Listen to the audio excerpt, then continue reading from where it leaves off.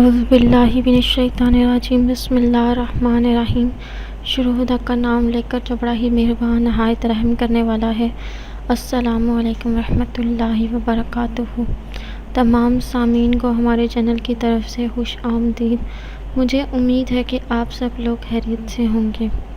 میری اللہ پاک سے دعا ہے کہ اللہ پاک آپ سب کی جان پر اپنا رحم فرمائے، آپ سب کو صحت و تندرستی اور ایمان کامل عطا فرمائے، آمین ثم آمین۔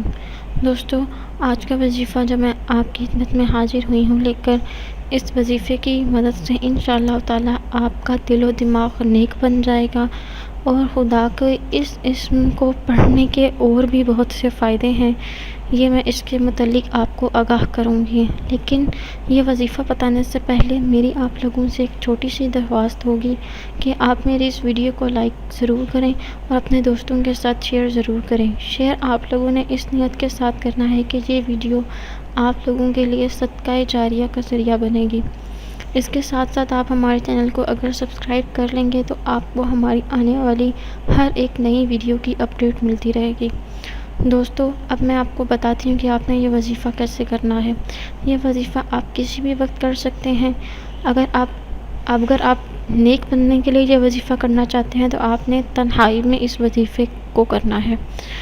اس کے لیے آپ نے اول و آخر 3 مرتبہ درود شریف پڑھنا ہے، اور اس کے درمیان میں آپ نے 1000 بار اللہ بارک و تعالیٰ کا اسم گرامی یا احد کا ورد کرنا ہے۔ اس کے علاوہ اگر آپ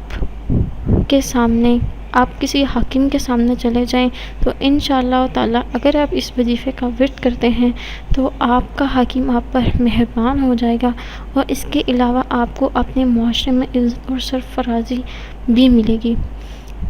تو دوستو، آپ اس وظیفے کو ضرور کیجئے، انشاءاللہ تعالیٰ آپ کے مسائل حل ہونا شروع ہو جائیں گے اور آپ کا دل نیک بن جائے گا۔